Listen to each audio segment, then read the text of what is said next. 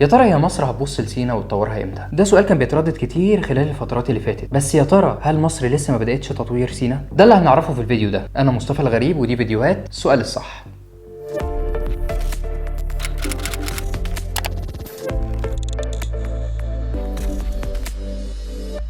كان في خلال ال8 سنين اللي فاتوا رؤية متكاملة لتنمية شبه جزيرة سيناء اللي كانت على رأس أولويات مصر باعتبارها أمن قومي مفيش فيها أي هزار. جهود كتيرة بذلتها مصر لإعادة صياغة أوجه وشكل الحياة على أرض الفيروز من خلال الاستفادة بكل المقومات اللي بتتمتع بيها واستغلالها بالشكل الأمثل وتحسين البنية التحتية وتنفيذ مشروعات كتيرة جدا في كل المجالات. في تقرير للمركز الإعلامي لمجلس الوزراء كشف إنه تم وبيتم تنفيذ استثمارات بقيمة 700 مليار جنيه خلال ال8 سنين اللي فاتوا لتنمية شبه جزيرة سيناء. عايزك تعرف ان اجمالي الاستثمارات العامة اللي تم وبيتم ضخها لتنفيذ مشروعات قومية في سيناء ومدن القناة بلغت حوالي 358.1 مليار جنيه، وده في الفترة من 2013 2014 2022 2023. وكان من ضمن المشروعات المهمة اللي اتعملت دي الهيئة العامة للمنطقة الاقتصادية لقناة السويس، واللي وصل اجمالي البنية التحتية والاستثمارية فيها حوالي 18 مليار دولار، وعايز اقول لك انها بتوفر 100,000 فرصة عمل مباشرة. كمان كان في تطوير كبير بخصوص الموانئ البحرية والجافة، فتم انشاء وتطوير ورفع كفاءة 8 موانئ، اهمها ميناء نويبع بتكلفة 475 مليون جنيه، وشرق بورسعيد ب 10 مليار جنيه. اما بقى على مستوى مشروعات الطاقة تم توفير شبكات الغاز الطبيعي وتطوير شبكات الكهرباء وتدعيمها. ومش بس كده، ده كمان كان في جهود كبيرة على مستوى الاسكان لتوفير المسكن والخدمات للمواطنين في سيناء ومدن القناة، فتم انشاء وتطوير 6 مدن جديدة، ومن ابرزها مدينة الاسماعيلية الجديدة ومدينة بئر العبد الجديدة. نيجي بقى لجهود الرعاية الصحية. عايز اقول لك ان اكتر من 180,000 مواطن في سيناء ومدن القناة استفادوا من العلاج على نفقة الدولة بتكلفة تجاوزت 1.7 مليار جنيه، وتم إنشاء وتطوير أكتر من 42 مستشفى وحوالي 214 مركز ووحدة صحية، وده بجانب إنشاء مجمع السويس الطبي كأكبر مجمع في شمال مصر. أما بقى على مستوى التعليم وتحديدا مرحلة التعليم قبل الجامعي تم إنشاء أكتر من 440 مدرسة وحوالي 2000 فصل، وده بالإضافة ل 63 مدرسة صناعية و19 مدرسة زراعية و40 مدرسة تجارية و6 مدارس فندقية. بس كده؟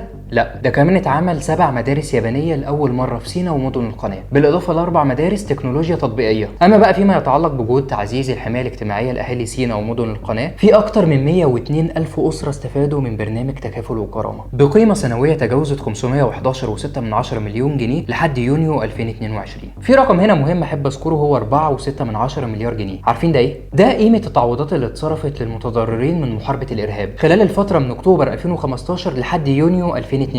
كل ده بجانب المشروعات الكتيرة اللي بتتعمل في شرم الشيخ استعدادا لاستضافة كوب 27 واللي هنتكلم عنه في فيديو لوحده. ونيجي بقى لمجال معالجة المية، فتم إنشاء محطة بحر البقر في شبه جزيرة سيناء، وده لتعزيز جهود وأهداف التنمية في المنطقة. عايز أقول لك إن المحطة حصلت على جائزة أفضل مشروع في العالم سنة 2021، وكمان اتسجلت في موسوعة جينيس للأرقام القياسية كأكبر محطة معالجة للمية على مستوى العالم. وبعد العرض والمعلومات ده أعتقد كده احنا عرفنا الدولة بتعمل إيه بالظبط في سيناء. وبكده السؤال الصح هنا هو يا ترى في إيه تاني لسه مصر هتعمله في سيناء؟